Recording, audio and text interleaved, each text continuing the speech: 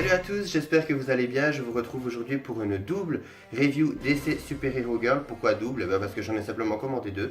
Donc voilà, il s'agit de Batgirl et Bumblebee que j'ai trouvé sur Amazon pour à peu près 40 € tout compris pour les deux. Donc ce qui est quand même plutôt avantageux pour des DC Super Hero Girl, surtout qui sont très onéreuses dans le commerce.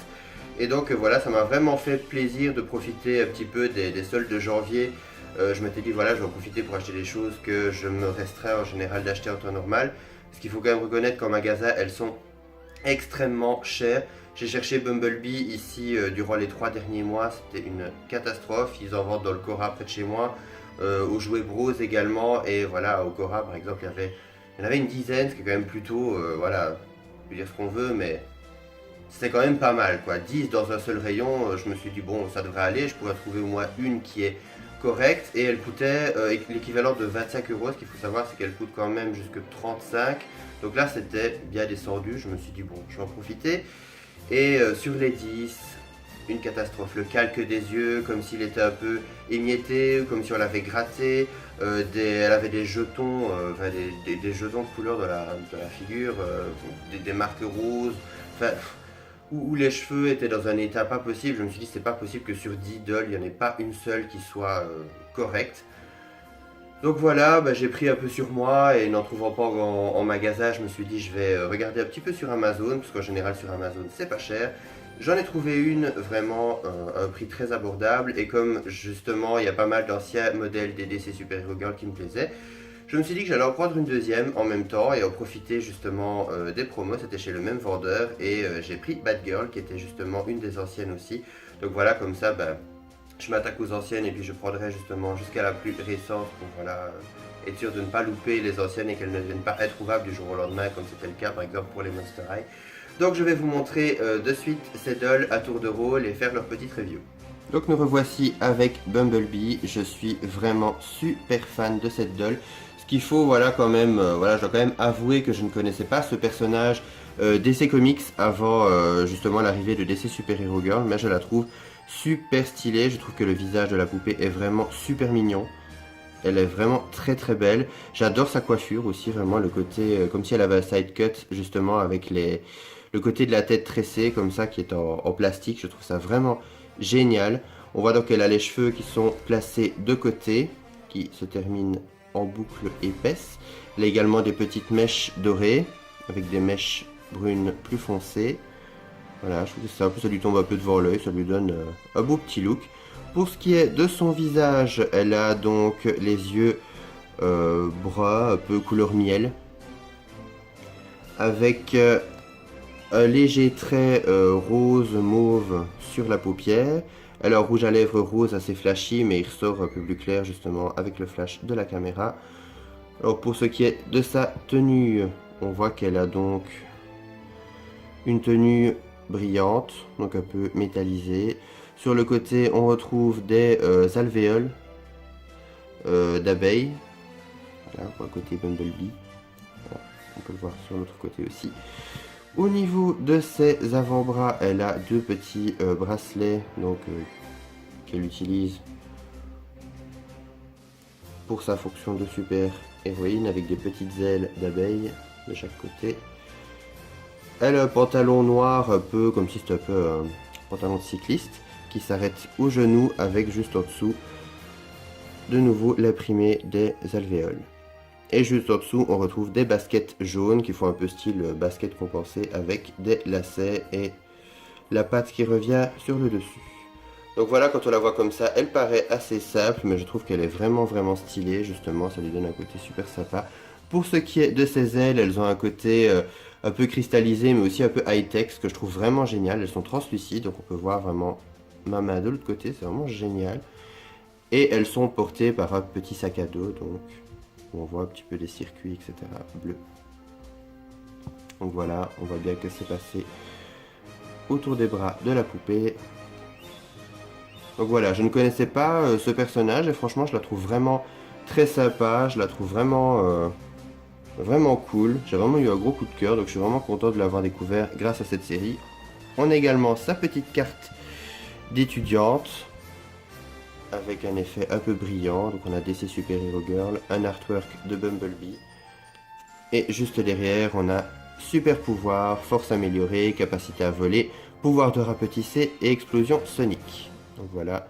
On voit également que ce sont les anciennes cartes, donc celles de la première série où elles étaient encore un peu brillantes. Donc comme celle de Supergirl que je vous ai montré durant ma review. Donc voilà, je trouve que c'est assez sympa. On va passer de suite à... Bon, je vais coucher Bumblebee parce qu'elle est déjà tombée tout à l'heure. On va passer de suite à Batgirl, qui est plutôt sympa. Voilà, en plus qui aimait beaucoup Batgirl, quand j'étais petit, je regardais les dessins animés Batman et je trouvais que Batgirl était toujours super sympa, super intelligente. Enfin, je la trouvais vraiment cool en tant que personnage. Là, on retrouve vraiment son esthétique. Je trouve que niveau physique, elle lui ressemble vraiment beaucoup. On a un côté aussi un peu plus moderne, un peu plus casual à sa tenue, ce qui est plutôt pas mal. Donc, son côté chauve-souris s'est transformé en capuche, une simple capuche avec des ailes de chauve-souris. On retrouve également son petit masque. Donc elle a sa petite frange rousse qui dépasse de la capuche avec de magnifiques yeux verts. Elle a un rouge à lèvres rose, assez pâle, assez naturel. Donc voilà, on peut voir qu'elle a son haut donc qui est t-shirt avec comme des espèces de circuits, vraiment le côté encore une fois un peu high-tech avec des dessins métallisés qui représentent le bat signal. Enfin, le logo des bats en général, Batman, Batgirl et compagnie. Elle a également deux avant-bras avec ces petits gadgets, comme dans le dessin animé. Donc on voit qu'il y a plusieurs petits boutons gravés dedans. Elle a aussi les petites lames sur le côté pour les combats rapprochés. On peut voir également qu'elle a des mains noires. Donc c'est vraiment les gants qui sont directement sur le plastique. Donc elle a direct les mains noires. Elle a également sa petite ceinture, donc encore avec le symbole de Batgirl, avec les différentes petites poches et petites trousses, comme dans le dessin animé. Voilà, je ne vous apprends rien. Également avec des petites pilules, des petites balles, etc. Pour le bas, elle a un pantalon noir assez simple, avec une couture jaune le long de la jambe. Et on peut voir qu'elle a des chaussures, enfin des bottines jaunes, avec des petites coutures et des petits lacets. Me faut un peu penser à des Caterpillar. Donc voilà. Pour ce qui est de l'arrière, on retrouve également, elle a son jetpack. Donc voilà, avec la forme des ailes de chauve-souris. Sur le côté, on voit qu'elle a deux fermetures éclairs et une petite poche. Dans le dessin animé, je sais qu'elle a également deux petits tuyaux ici qui lui permettent justement de s'envoler parce que c'est un jetpack dans le dessin animé. Mais ici, apparemment, voilà, c'est juste un sac à dos ou quelque chose pour planer.